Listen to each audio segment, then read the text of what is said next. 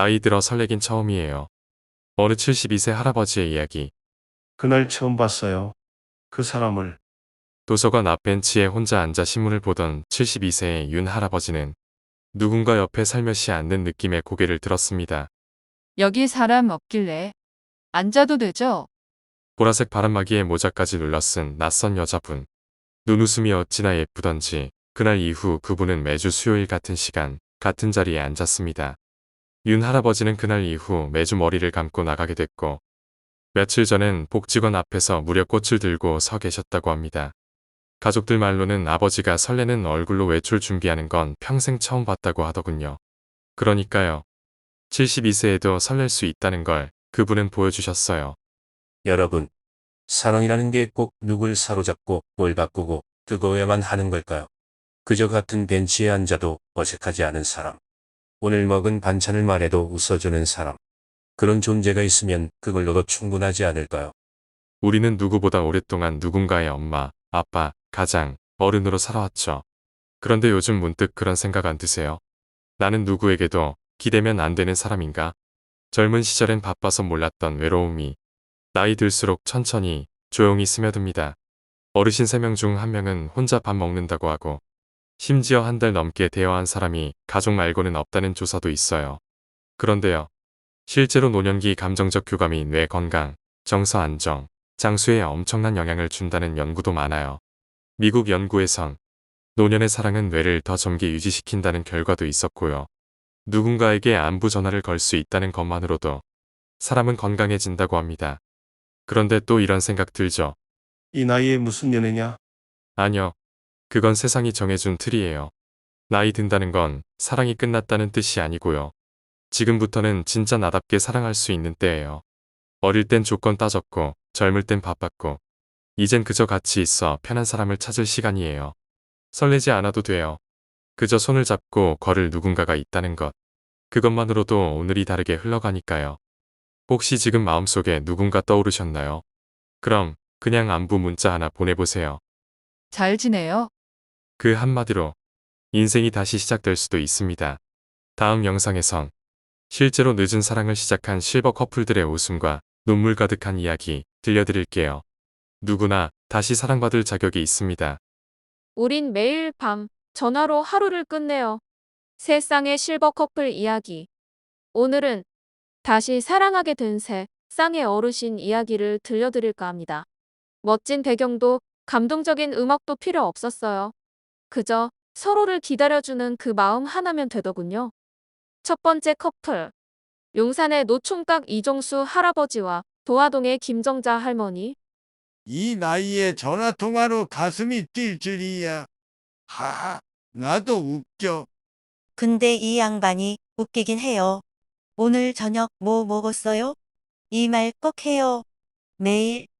그게요, 그냥 묻고 싶은 거예요. 뭐 드셨는지. 내가 해준 건 아니어도 듣고 싶어요.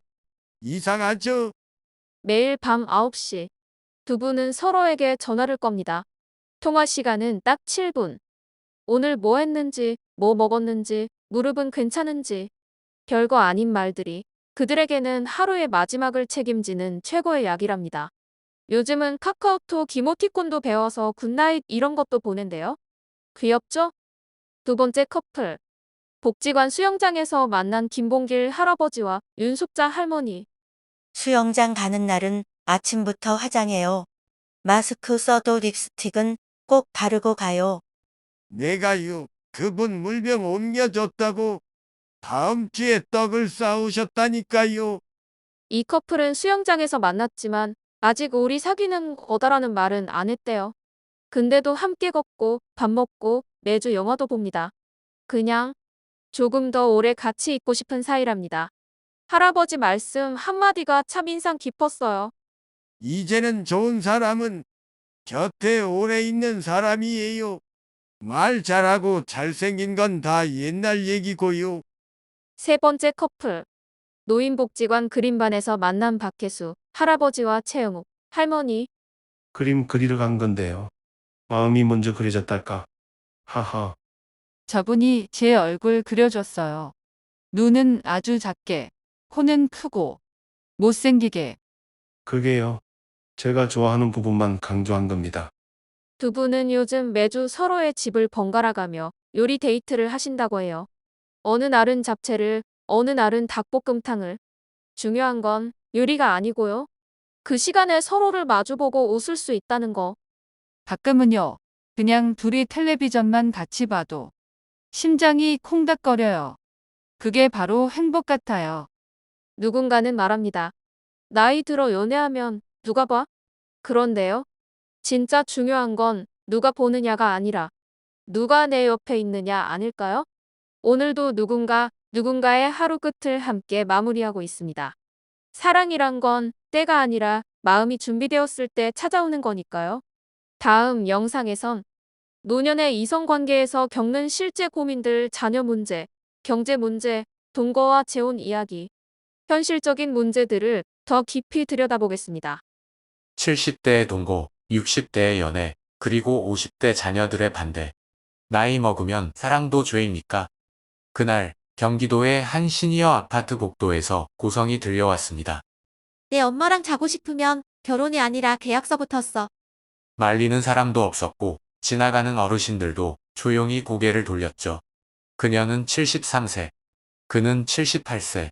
그들은 서로 사랑했지만 자식은 절대 용서하지 않았습니다. 오늘은 노년에 사랑하면 안 되는 이유에 대해 이야기해 보려 합니다.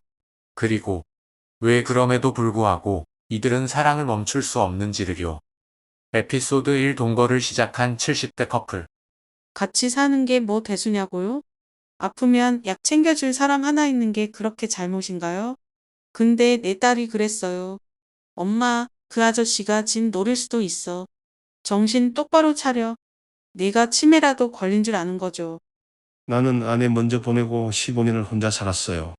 사람이 너무 외로우면 죽는 게 무서운 게 아니라 아무도 날 찾지 않는 그 정적이 무서워요. 우린 그냥 같이 밥 먹고 같이 TV 보는 사이인데 세상은 그걸 불순하다고 해요. 결국 두 사람은 함께 살기로 했지만 박말순 할머니의 아들 내외는 연락을 끊었습니다. 상속 문제, 건강보험 문제, 집명예 문제. 노년의 사랑엔 로맨스보다 조건표가 먼저였습니다. 에피소드 2 소개팅으로 만난 연하 남자. 나보다 7살이나 어린 남자가 저를 만나자고 하니까 처음엔 무서웠어요. 혹시 노후 자금 노리는 건 아닐까? 근데 도현 씨는요. 저를 누님이라고 부르면서 무릎 안 좋다고 매일 조경물 데워줬어요. 이 나이에 누가 제 발 만져줍니까? 나는 솔직히 말씀드리면 처음엔 경제적으로 든든한 분이면 좋겠다 생각했죠.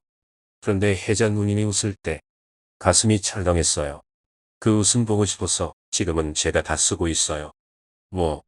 행복하니까요. 주변 시선은 싸늘했습니다. 저 여자 아직 정신 못 차렸네. 남자가 노렸다, 틀림없다. 하지만 두 사람은 함께 제주로 내려갔습니다. 농사도 짓고 게스트하우스도 하면서 우리만의 노후를 만들겠다고 말합니다. 에피소드 3 몰래 연애하는 복지관 여사친과 남사친. 우린 그냥 산책 친구예요. 매일 복지관 끝나고 2시간씩 걸어요. 근데요. 저 사람 손이 저한테 닿을 때마다 숨이 턱 막혀요. 아직도. 그 손 잡고 싶어요. 아주 많이. 근데 못 잡아요. 왜냐?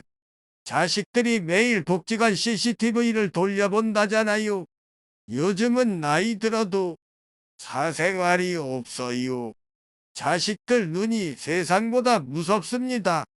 철수 씨는 매일 집에 돌아와 혼잣말로 연애 편지를 씁니다. 그 편지들은 아직 금자 할머니에게 전달되지 않았습니다. 대신 그는 복지관 끝날 때마다 오늘도 참 고마웠어요. 라고 말합니다.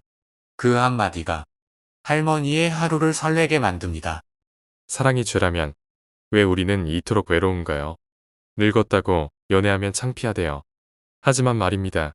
세상의 기준은 몰라도 내 마음은 여전히 누군가를 원합니다. 늙었다고 감정을 접는 건 생명을 멈추는 것과 같습니다. 이 영상이 누군가에겐 다시 설 수 있는 용기가 되길 바랍니다. 그 밤 74세 여인의 침대 옆 탁자엔 손거울과 로션이 있었다. 한밤중 경남 진주의 한 아파트. 74세의 여성 A씨는 창문을 꼭 닫고 라디오를 켰습니다. 그리고 침대 옆 서랍을 열어 작은 손거울과 핸드크림을 꺼냈죠. 그녀는 누군가를 기다리지 않았습니다. 그 밤 그녀가 마주한 것은 자신의 욕망과 외로움이었습니다. 에피소드 1 말하지 못했던 74세 여인의 밤. 다들 그래요. 나이 들면 그런 욕심 없어지는 줄 안다고. 근데 아니에요. 내 몸은 아직 반응해요. 손끝이 배를 스치면 숨이 멎고 어느 날은 꿈에서도 남자의 손길이 나와요. 그런데 말할 수 없어요. 말하면 저런 나이에 그런 생각을 해? 이 소리 들을까봐. 그녀는 매주 한번 자신만의 시간을 가졌습니다. 라디오 클래식 채널을 틀고 향초를 켠 후 조심스레 거울을 봅니다. 그리고 자신의 몸에 아직 괜찮아 라고 말합니다. 이 행위는 음란한 게 아니라 생존이었습니다. 그녀는 사랑받지 못하더라도 스스로 자신을 사랑하고 싶었던 겁니다. 에피소드 2 자위 기구를 샀다가 딸에게 들킨 69세 남성. 말도 마세요. 딸이 집에 왔다가 제 옷장 안에서 그걸 발견했어요. 아빠, 이게 뭐야? 순간 숨이 멎었어요. 나중엔 딸이 저한테 울면서 말하더라고요. 아빠, 외로우면 말이라도 하지 그랬어. 그때 처음 알았어요. 나 혼자 창피한 게 아니라 자식도 그 외로움을 알아차리고 있었다는 걸요. 그는 조심스럽게 인터넷을 검색했고 처음으로 남성용 자위 보조기구를 구매했습니다. 밤마다 멍하게 술 마시는 것보다 낫다. 그가 말했습니다. 자위를 한다는 건 욕정이 아니라 회복이었다고요. 에피소드 3 복지관 친구들이 말하는 은밀한 팁. 어르신들 사이에서도 은밀한 정보가 오갑니다. 어떤 핸드크림이 미끄러움이 적다. 어깨에 담 걸렸을 땐 등받이에 기대고 해야 한다. 주 1회를 넘기면 피곤하다. 이 모든 이야기는 술자리도 아니고 병원도 아닌 복지관 옆 벤치에서 오갑니다. 요즘은 유튜브에 다 나와요. 저도 시니어 자위범 영상 봤어요. 남자들은 마사지기, 여자들은 마사지봉. 근데 말은 못하죠. 손자, 손녀가 볼까봐 영상 보다가도 깜짝 놀랐었고요. 젊었을 때는 이 모든 걸 음란하다고 말했을지 모릅니다. 하지만 이제 우린 스스로를 위로할 줄 아는 나이가 되었습니다. 자위는 생존입니다. 회복입니다. 내 몸을 인정하는 방법입니다. 노년의 밤은 더는 비어있지 않습니다. 누구에게도 말 못할 이야기일 뿐 수치가 아닙니다. 오늘 이야기 어떠셨나요? 노년의 사랑과 성이 건강하고 당당한 사회가 되었으면 합니다. 좋아요, 구독, 알림 설정, 댓글까지 부탁드려요. 다음에 또 만나요. 안녕.